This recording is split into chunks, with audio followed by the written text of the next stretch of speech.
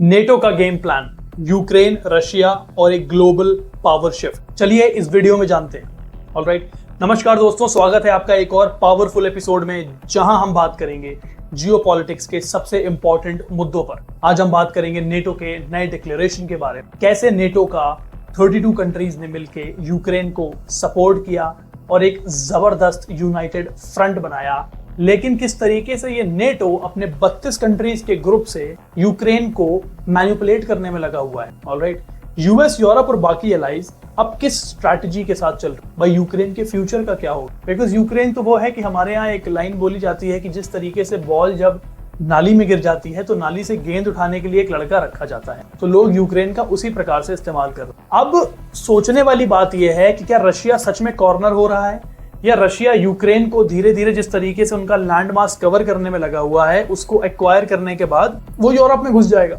Let's break it down simple language में with logic and clarity. Okay, तो सबसे पहले बात करते हैं नेटो के यूनिटी शो, जो उन्होंने अभी एक मीटिंग रखी थी जहां अपने ऑल 32 कंट्रीज को इनवाइट किया था। तो they were trying to show unity, जिसमें हमारे डोनाल्ड ट्रम्प, यूक्रेन के president Vladimir Zelensky, I think Vladimir Zelensky, और I don't know Zelensky second, last name is Zelensky, and हमारे Turkish president Erdogan and all these guys, French president and UK president, all of these were. NATO के general secretary which is Rutte, Mister Rutte, उन्होंने clearly बोला है कि all 32 member nations, including the United States, are fully committed to support Ukraine against Russia। बहुत simple सी बात है, उन्होंने साफ कह दिया है कि हम रशिया पर हमला करने के लिए we all 32 countries will fully support Ukraine। मतलब अब किसी भी कंट्री के पीछे हटने का सवाल नहीं है, चाहे वो यूएस हो, चाहे वो जर्मनी हो, या छोटी कंट्री जैसे एस्टोनिया हो गया, सब एक ही पेज पर है। ऑलराइट, नाउ रशिया के लिए ये एक बड़ा ब्लो तो है, लेकिन पुतिन ऑलरेडी ये एक्सपेक्ट कर रहा है। पुतिन को पता है कि ये होने वाला है, ऐसा कुछ खास नहीं बता रहे हैं, और ये एक्सपेक्टेड है कि ये होने वाला है। ऑलराइट, नाउ क्योंकि पुतिन ये ऑलरेडी एक्सपेक्ट कर रहा है कि वेस्ट इवेंचुअली थक जाएगा, लेकिन अब ऐसा मतलब वो एक्सपेक्ट कर रहे थे, but I don't think at this present of time he is not expecting that. He is expecting कि भाई वो अभी हमला करेंगे, तो ये लॉन्ग ड्रॉन आउट वॉर है जो चलती रही। अब इसमें क्या है कि डिफेंस की जो स्पेंडिंग है वो नेटो कंट्रीज ने डिसाइड किया है कि वो अपनी डिफेंस स्पेंडिंग को बढ़ा ले। ऑलराइट, 2035 तक उनको अपनी डिफेंस स्पेंडिंग को 5% जीडीपी का करना है, और उन्हें उसे वो सिक्योरिटी में इन्वेस्ट करना। भाई 3.5% होगा डायरेक्ट मिलिट्री स्पेंडिंग, और 1.5% होगा साइबर सिक्योरिटी, इंफ्रास्ट्रक्चर और रेजिलियंस जैसे। तो 3.5% जीडीपी 32 नेटो कंट्रीज का अगर 5% निकालें तो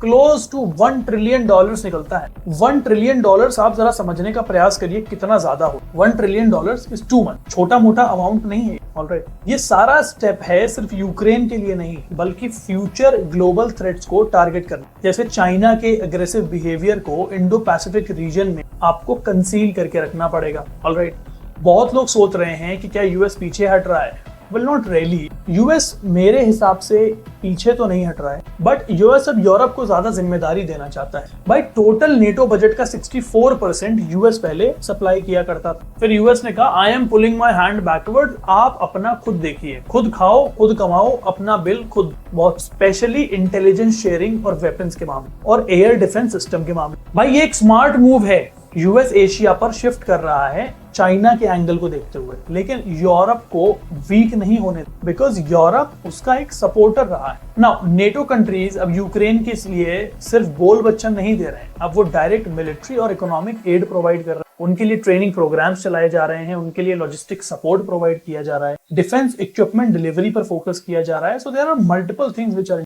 यूक्रेन का डिफेंस कॉन्ट्रैक्ट ग्रुप भी एक्टिव है, आर्म सप्लाई मॉनिटर करना। नाउ ये सब नेटो के कॉम्प्रिहेंसिव असिस्टेंस पैकेज के थ्रू हो रहा है। यूक्रेन को लॉन्ग टर्म सस्टेनेबल सपोर्ट मिल रहा है ताकि वो रशिया के अगेंस्ट खुद को डिफेंड। भाई नेटो ने अभी डिसाइड किया है कि 300,000 प्लस ट्रूप्स रेडी रखे जाएं, स्पेशली ईस्टर्न यूरोप। ये कोई छोटी बात तो है नहीं।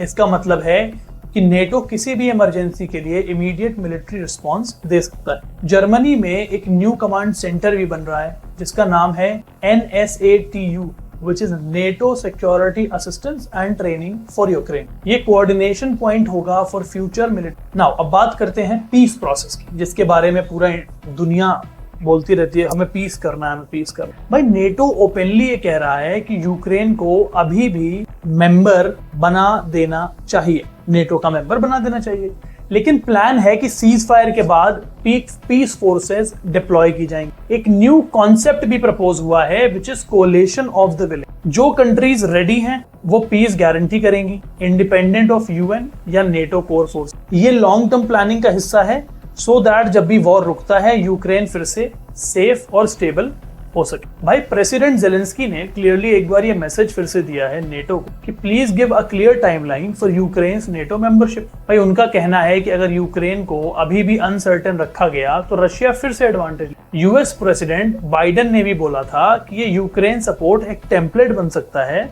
For other global challenges including China and climate threat. मतलब नेटो सिर्फ यूरोप नहीं ग्लोबल स्ट्रैटेजी का पार्ट बन रहा है। तो दोस्तों ये था एक डिटेल्ड ब्रेकडाउन नेटो के नए स्टैंड का एंड यूक्रेन को फुल सपोर्ट, रशिया को स्ट्रैटेजिक वार्निंग है एंड यूएस का एक स्मार्ट शिफ्ट, यूरोप का एक मिलिट्री बैकअप है और ग्लोबल पीस आर्किटेक्चर का एक नया मॉडल। भाई आपको क्या लगता है, क्या नेटो की ये स्ट्रैटेजी रशिया को रोक पाएगी? क्या इंडिया को इस जियोपॉलिटिकल शिफ्ट में कोई रोल प्ले करना चाहिए? कमेंट्स में जरूर बताइए, आपका ओपिनियन मैटर करता है। अगर आपको ये वीडियो पसंद आई हो तो लाइक करें, शेयर करें एंड चैनल को सब्सक्राइब करना मत भूलें। टिल देन जय हिंद।